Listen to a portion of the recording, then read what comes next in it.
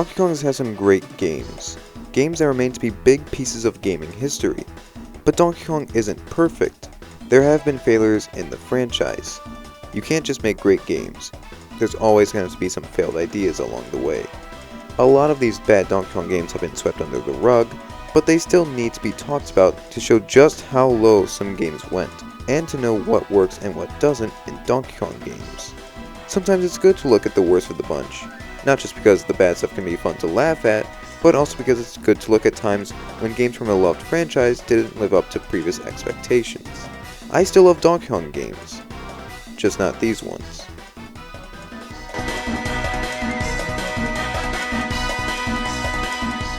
The original Donkey Kong Country trilogy was actually a very impressive series of games.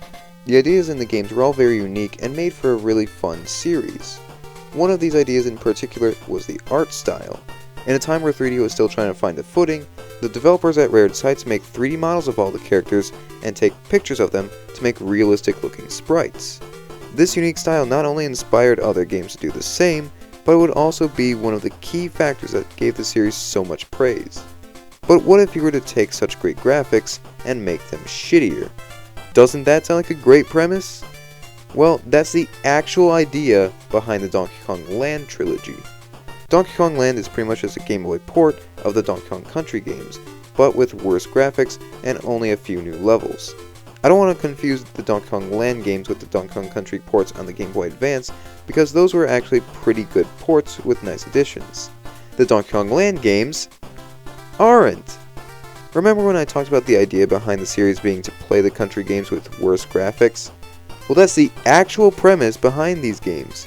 Your goal in these games is to do everything from the originals, but with worse graphics to see if it was the great graphics of the originals that allowed you to be so successful. Wow! Doesn't that sound fun and a great way to get the kids to play?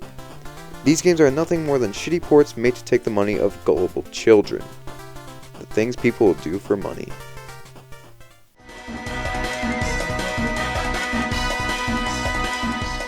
Whoever had this thought? Man, this Diddy Kong racing game is great, but where's Donkey Kong?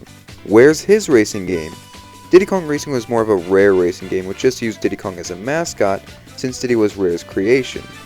But don't be sad, because there actually is a Donkey Kong racing game. Well, actually you should be sad. That game is Donkey Kong Barrel Blast. So back when Nintendo was finding a way to make Donkey Kong games without Rare, they decided to make a lot of spin-off games, including this racing game with weird characters and an obscure gimmick on how to play. In this game, races are done using these weird rocket bongos. This means to play, you have to use the Wii Remote and Nunchuck's motion controls to make it feel like you're actually playing the bongos. Doesn't that sound fun? Who needs the smooth controls of a controller when you can just swing your arms like a lunatic? A common complaint I hear about this game is the fact that since it was on the Wii, it could have still used the actual DK bongo controller used for some GameCube Donkey Kong games. I actually don't think this would have really saved the game though, because you're still doing pretty much the exact same thing as you would with the motion controls. I just think that this was a dumb concept that couldn't be done right. I will admit, that idea does sound good on paper, but not every idea comes out good on execution. They had the whole Cruisin' USA idea where they actually wanted to simulate the racing that's going on screen, but Cruisin' USA has a natural way of racing. Using bongo rockets is not. Oh, if only Donkey Kong Racing didn't get cancelled.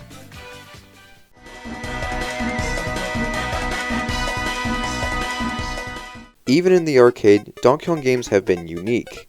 Okay, maybe the premise of the first one wasn't all that unique, but they did still have some fun ways to play.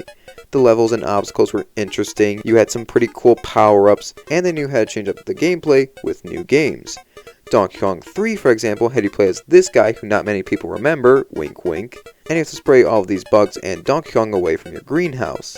This might sound a little too much like other arcade games like Galaga, but it does use platforming controls to make the gameplay feel unique. But actually, there is a version of Donkey Kong 3 out there that gets rid of these things that keep it from being a Galaga clone.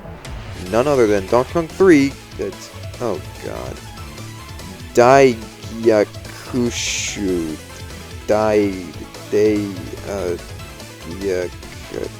Gaia. I don't know how to pronounce that or what that means, but this game is just Galaga with the characters from Donkey Kong 3.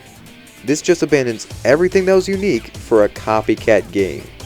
This has no reason to exist and deserves to be forgotten. And somehow, it only gets worse from here.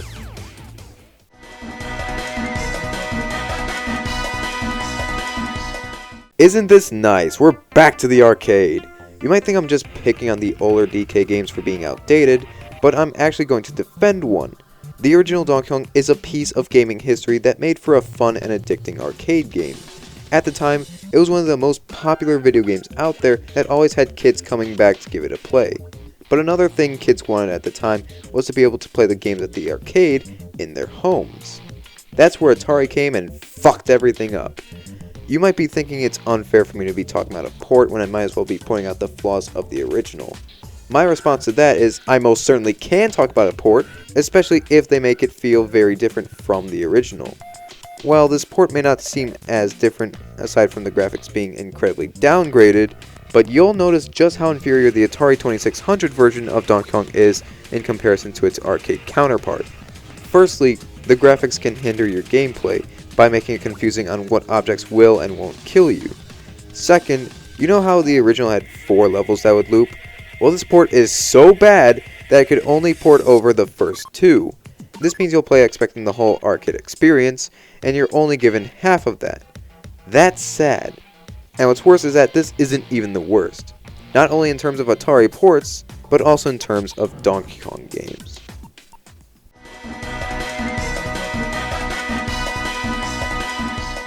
It took a bit of digging to find this piece of trash, but I found what has to be the worst Donkey Kong game. Not a half-assed port, not a clone of a completely different game, an edutainment game that sucks at being both an enjoyable game and an educational tool. For some reason, Nintendo thought it would be a good idea to work the controls of Donkey Kong Jr. into a game where you solve math questions ranging from easy to whip out the fucking calculator, you're not solving this shit in your head. The first of many problems is why does Donkey Kong Jr. have to answer math questions to save Donkey Kong? But let's look at some bigger flaws. Does this have replayability? Of course not. This is aimed towards kids that are struggling to get A's in their math class. Not only do you have a small demographic of players who would actually use this, but they would quickly grow out of it and would never use this to practice math ever again. It's also not good at having you practice your math skills. You can't just throw kids into problems like these after having them do problems like these and expect them to pick up and learn fast. That would sooner discourage kids rather than encourage them to practice more. And finally, it's not engaging as a video game. There's literally no reason to play this game over another Donkey Kong Jr. game expecting to have a fun experience. It's inferior in every way to any other Donkey Kong Jr. game, and because of that, more people will avoid this game in favor of something that can bring them actual entertainment and joy.